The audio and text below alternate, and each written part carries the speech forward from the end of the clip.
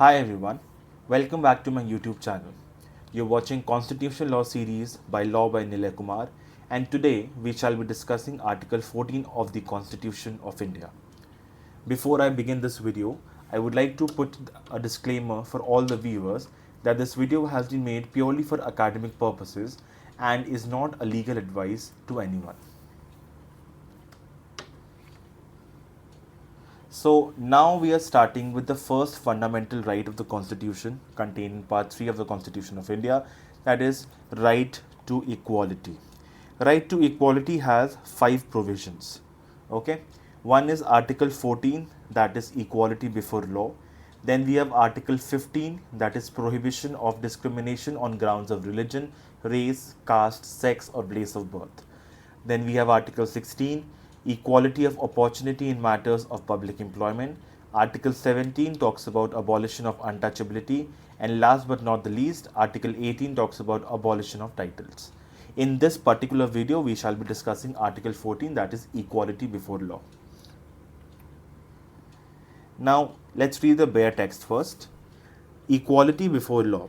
The state shall not deny to anyone, any person, equality before the law or equal protection of laws within the territory of India.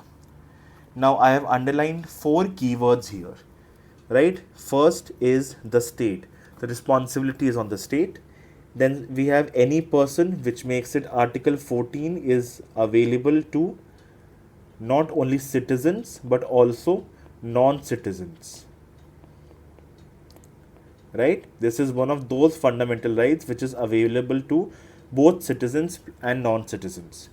Then we have 2 important terms to discuss, that is equality before the law and equal protection of the laws. We will be discussing this in detail in the upcoming slides.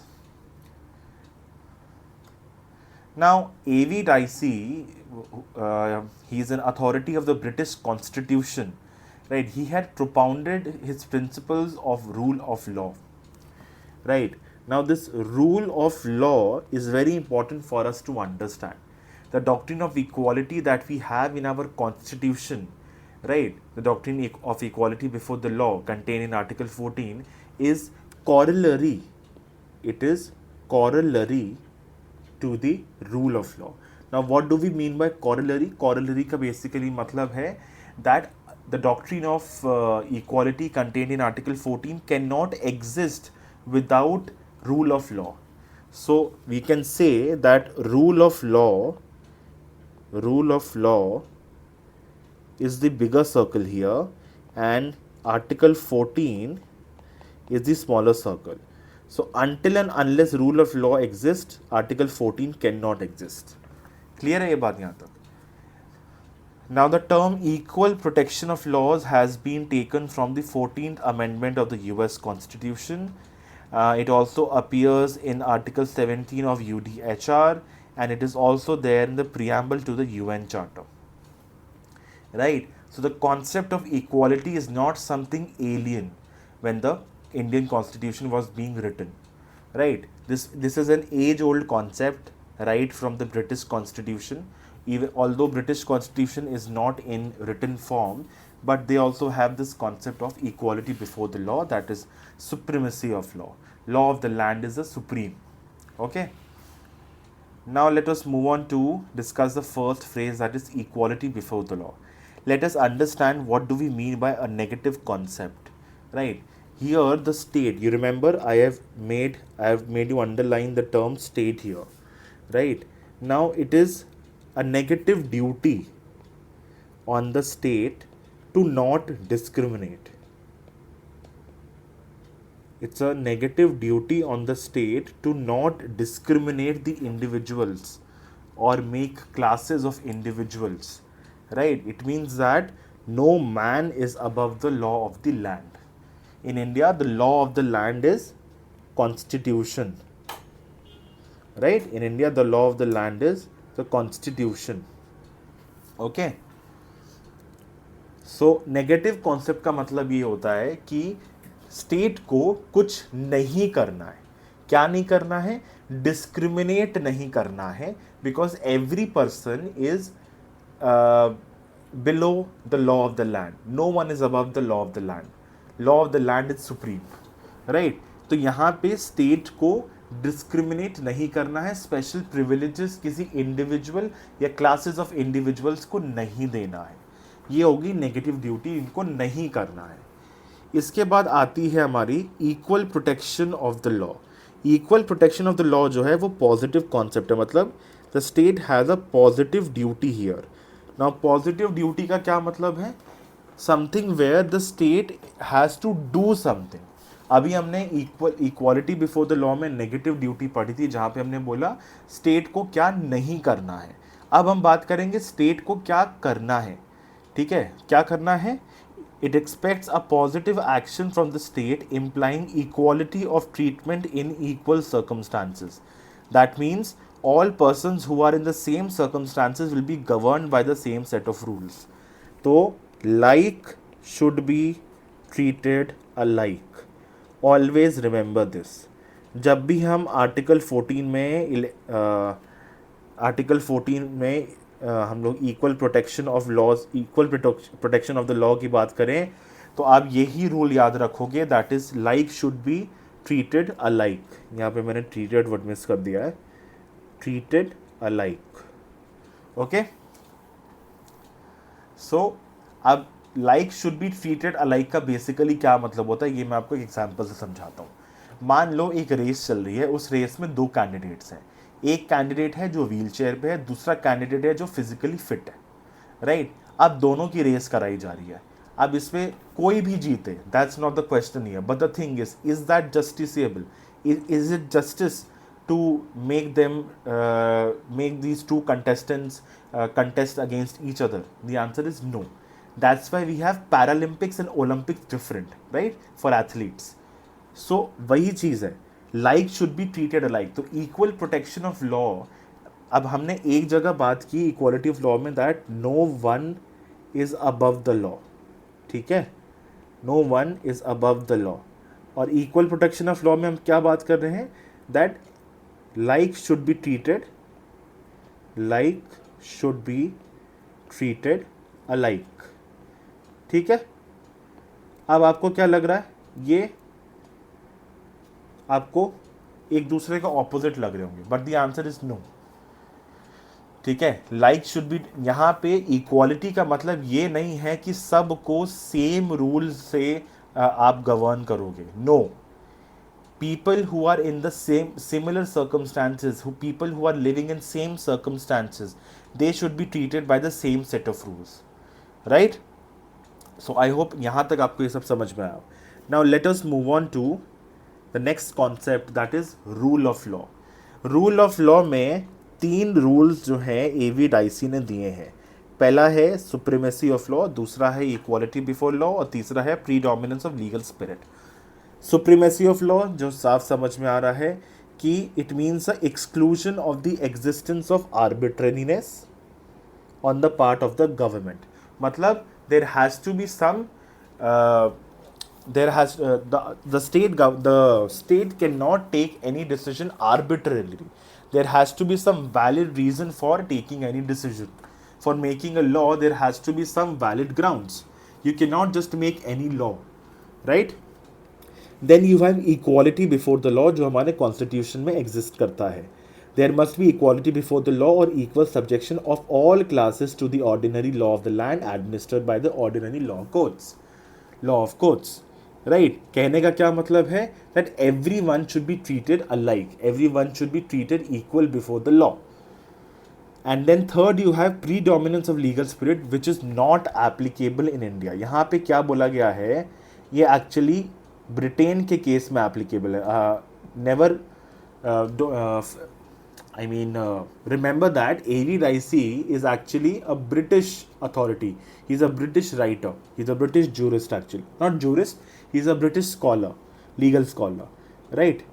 So, वहाँ पे क्या problem है? वहाँ पे written constitution नहीं है, तो वहाँ पे जितने भी freedom from arrest, freedom to hold public meetings, personal liberty, ये जितने भी राइट्स, फंडामेंटल राइट्स के फॉर्म में हमने अपने कॉन्स्टिट्यूशन में डाले हुए हैं, वहाँ ये राइट्स कहीं पे भी रिटन नहीं है। तो उसमें क्या होता है कि वहाँ की जो कोर्ट्स होते हैं इन राइट्स को डेवलप करते हैं, जो हम इंग्लिश लॉ बोलते हैं ना, English law is something which has been developed by the courts continuously and till even today also the English law is being developed by the courts. Therefore वहाँ पे आप देखोगे प्रीडोमिनेंस ऑफ लीगल स्पिरिट का मतलब क्या हो गया है, that the concrete cases, that the judicial decisions have to be given predominance over everything। तो वहाँ पे लॉ ऑफ द लैंड जो हो गया है वो हो गई है कोर्ट्स के डिसीजंस, जुडिशियल डिसीजंस। लेकिन इंडिया में ऐसा नहीं है, बिकॉज इंडिया में लॉ ऑफ द लैंड का मतलब होता है constitution, because we have a written constitution and we have adopted it and we have everything that we require there. उसकी कोई भी इंटरप्रिटेशन की एक्सपेंशन की जरूरत होती है, for that we have our constitutional courts like the supreme court and the high courts. I hope rule of law आपको यहाँ पे समझ में आ गया होगा। Now let us move on to reasonable classification, जो बात अभी हम एक स्लाइड पहले कर रहे थे कि like should be treated alike. तो आर्टिकल 14 का हमेशा ये मतलब नहीं है कि आप सबको इक्वली एक ही लॉ में यूनिवर्सल एप्लीकेशन में लगा दो। No, the state can treat different persons differently if circumstances justify such statement. Now this is very important term here, justify such treatment. A justification is very important, you cannot just make any classification. So Article 14 prohibits class legislation but allows reasonable classification. कहने का मतलब ये है classification allowed है but it has to be reasonable in nature. Reasonable होना बहुत ज़रूरी है, otherwise वो classification क्या होगा, वो arbitrary होगा and it will be violative of Article 14 and therefore it will be struck down. Clear? अब डॉक्ट्रिन ऑफ रीजनेबल क्लासिफिकेशन क्या बोलता है, दो टेस्ट है इसके लिए। First, it must be founded और intelligible differentia, and second, the differentia must have a rational relation to the object sought to be achieved. Okay, अब डिफरेंशिया जो है और जो ऑब्जेक्ट ऑफ द एक्ट है, ये दो डिफरेंट थिंग्स है, these are not the same things. What is necessary is that there must be a nexus between the basis of classification and the object of the act which makes the classification. तो सबसे पहले आप ये समझो, differentia जो हमने term use किया है, डिफरेंशिया का क्या मतलब है, डिफरेंशिया का मतलब है basis of classification. Okay, the basis of classification, the ground on which you are classifying the people और the objects, whatever resources, whatever it is. And then you have object of the act. Object का मतलब क्या हो गया, what you are trying to achieve, right? What what the act is trying to achieve. The act in question is trying to achieve. Okay? Now the differentia has to be intelligible, मतलब intelligent ground पे होना चाहिए। कहने का मतलब ये है intelligent grounds का, it has to be reasonable in nature. आप ऐसे ही रैंडमली कोई भी ग्राउंड पे आप डिफ्रेंशिएट नहीं कर सकते। और दूसरी चीज़, आपने जिस ग्राउंड पे आपने क्लासिफिकेशन किया है, वो classification must have a nexus. Nexus मतलब एक रिलेशन कि जो ऑब्जेक्ट सॉर्ट किया जा रहा है, जो ऑब्जेक्ट अचीव करने की कोशिश की जा रही है एक्ट से, आपका उससे रिलेशन होना चाहिए। ठीक है, इसका मैं अभी आपको एग्जांपल देता हूँ। अभी हम लोग इंडियन कॉन्ट्रैक्ट एक्ट हमने काफ़ी बार पढ़ा है, इनफैक्ट आपने अपने first year of law school में पढ़ चुके हैं आप लोग डिटेल में, राइट। इंडियन कॉन्ट्रैक्ट एक्ट के सेक्शन 11 में लिखा हुआ है एलिजिबिलिटी, कॉम्पिटेंसी ऑफ पार्टीज़ की बात की जा रही है। कॉम्पिटेंसी ऑफ पार्टीज में एक रूल है that a minor is not competent to enter into a contract, whereas a major who is of sound mind is eligible to enter into a contract. अब एक class इन्होंने minor की बना दी, एक class इन्होंने major की बना दी। ठीक है, अब क्या अब इसको टेस्ट करते हैं हम इन दो ग्राउंड्स पे। ठीक है, इन्होंने दो क्लासेस बनाई, ठीक है, उन इंटेलिजिबल डिफरेंशिया। अब इनका बेसिस ऑफ क्लासिफिकेशन क्या है, बेसिस ऑफ क्लासिफिकेशन है इनका एज। ठीक है, 18 below and 18 above, 18 below and 18 above, right. और उनका ऑब्जेक्ट क्या है इस एक्ट का, ऑब्जेक्ट क्या है बेसिकली इस एक्ट का, that is to consolidate all the laws related to contract and the allied matters basically, right, to deal with the contractual obligations. That is the object here. तो अगर अब इनका differentia intelligible है कि नहीं है, अब हमें ये टेस्ट करना है, डिफरेंशिया तो पता चल गया, ऑब्जेक्ट क्या है एक्ट का हमें वो भी पता चल गया, ठीक है। अब ये इनका डिफरेंशिया जो बेसिस है दैट इज एज, वो इंटेलिजिबल है कि नहीं, वो इंटेलिजिबल है। The answer is yes, because scientifically ये प्रूव किया गया है कि यूजुअली जो 18 साल से कम की उम्र के बच्चे होते हैं उनके पास उनका ब्रेन फुल्ली डेवलप नहीं होती है, and usually it is assume that they are not competent enough to understand such legal consequences, ठीक है। इसीलिए माइनॉरिटी में हमें यूजुअली आपको हर कंट्री में माइनॉरिटी का डेफिनेशन 18 या 16 ही मिलता है, ठीक है। तो ये एक इंटेलिजिबल डिफरेंशिया है, इसीलिए सेक्शन 11 वैलिड है, डॉक्ट्रिन ऑफ रीजनेबल क्लासिफिकेशन यहाँ पे लग पाएगा, okay.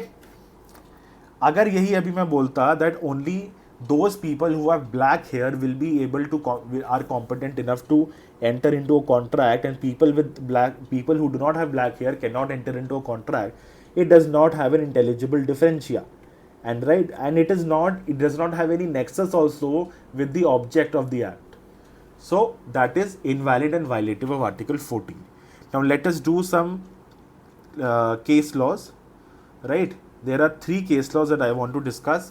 First is state of West Bengal versus Anwar Ali Sarkar. अब इसमें क्या है, इसमें एक एक्ट है West Bengal special courts act. इसमें इसका एक्ट का प्रियम्बल में ये देखो ये लाइन लिखी हुई है, to provide for speedier trial of certain offences. Now they have not defined what is certain offences. State के पास आर्बिट्रेरी पावर है कि उनको जो भी ऑफेंस लगता है वो स्पेशल कोर्ट्स को रेफर कर सकते हैं। एंड इंटरेस्टिंगली यहाँ पे क्या है इस एक्ट में कि जो स्पेशल कोर्ट्स को रेफर किया जाएगा they will not follow general criminal procedure, they will have a separate procedure as per the act. तो the court observe that the act did not lay down any basis for classification, nor did it mention clearly stated what kind of cases were to be directed by the special courts. The object as stated in the preamble, speedier trial of the certain offences, was too vague, uncertain and elusive to afford a reasonable classification.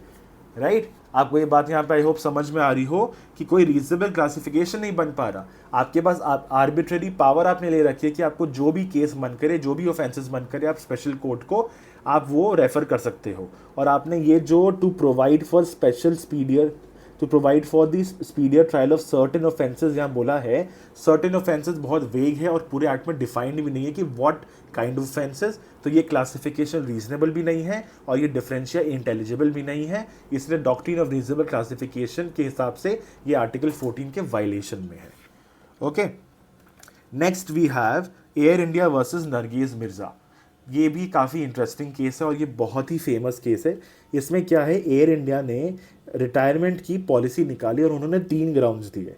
आप या तो retire करोगे at the age of 33 when you have attend the age of 33, या फिर when you get married within 4 years of their service, और you get pregnancy और you get pregnant first pregnancy के ground पे। इन तीनों grounds पे बोला गया कि एयर इंडिया के जो भी एयर होस्टेसेस होंगे they will have to retire, ठीक है। तो इनको चैलेंज किया गया that this is violative of article 14, 15 and 16। So Supreme Court held that the termination of service on pregnancy was manifestly unreasonable, arbitrary and therefore violative of Article 14. Obviously अगर आप ये बोल रहे हो कि प्रेगनेंसी के बेसिस पे या फिर आपकी 4 साल के अंदर 4 साल की सर्विस के अंदर में आपकी शादी हो जाती है और उसके या फिर आप प्रेग्नेंट हो जाते हो तो उसके बेसिस पे आप रिटायर करोगे, इसका क्या इंटेलिजिबल डिफरेंशिया, इसका कोई रीज़न नहीं है। Basically, Air India was trying to evade from the responsibility of maternity leave, nothing else. Maternity benefit जो उनको देना पड़ेगा women employees को, वो चीज़ अवॉइड करना चाह रहे थे और कुछ नहीं। तो साफ दिख रहा है यहाँ पे कि कोई इंटेलिजिबल डिफरेंशिया नहीं था, कोई रीजनेबल क्लासिफिकेशन नहीं था, and it was not in consonance with the object of the act, object of the policy. Next you have, and the last case that we have today is Mithu Singh versus State of Punjab. In this case, the court struck down section 303 of IPC. अब देखो section 303 of IPC क्या बोलता है कि मान लो कोई एक बंदा है, उसने मर्डर किया, ठीक है, उसने मर्डर किया और वो मर्डर की सज़ा काट रहा है जेल में, और जेल में उसने किसी और का फिर से मर्डर कर दिया, ठीक है। तो देखो यूजुअली क्या होता है, जब भी आईपीसी के ऑफेंसेस होते हैं ना, तो उसमें पनिशमेंट कभी भी ये नहीं दिया रहता कि आपको 2 years की पनिशमेंट मिलेगी या फिर आपको सीधा लाइफ इम्प्रिजनमेंट मिलेगी, नहीं। कभी भी ऐसा नहीं दिया जाता, हमेशा एक रेंज ऑफ पनिशमेंट दिया जाता है। जैसे 3 to 7 ईयर्स की इम्प्रिजनमेंट हो सकती है, या फिर 1 to 3 मंथ्स की आपको इम्प्रिजनमेंट हो सकती है, या फिर आपको लाइफ इम्प्रिजनमेंट से लेकर डेथ पेनल्टी तक जो है तो आपको पनिशमेंट मिल सकती है। हमेशा इस तरीके के ही रेंज में दिए जाते हैं पनिशमेंट। सेक्शन 303 में बोल दिया गया, अगर आप ऑलरेडी एक मर्डर के केस में अंदर हो आप, ठीक है, while you are serving your sentence, ठीक है, and then you commit murder inside the prison, then you will be punished under section 303, and the punishment was specifically only death penalty. It was not a range of punishment. Therefore the court held that it was violative of article 14 because there was no rational principle to classify between these two classes of people. ठीक है, एक classification create किया, ये वाली line पढ़ो अगर आप, on the ground classification between person who commit murders whilst under sentence of life imprisonment, ठीक है, ऐसे बंदे जो जिनको लाइफ इम्प्रिजनमेंट की सज़ा सुनाई हुई है और वो जेल में है और उन्होंने मर्डर कर दिया, and then the second class is and then the second class is, I am so sorry, let me do this again, the second class is though and those who commit murders whiles under no imprison, मतलब वो jail के बाहर हैं, right. तो supreme court ने बोला that this is violative of article 14 and therefore the supreme court struck down section 303 of IPC. So that's the end of this video. Make sure you like and share this video and subscribe to my YouTube channel, and please don't forget to put down your doubts and feedback in the comment section down below. You can reach out to me through email nilaykumar.lawonnet@gmail.com, or you can DM me on my Instagram at any time @lawbynilaykumar. So I'll see you in the next video. Thank you.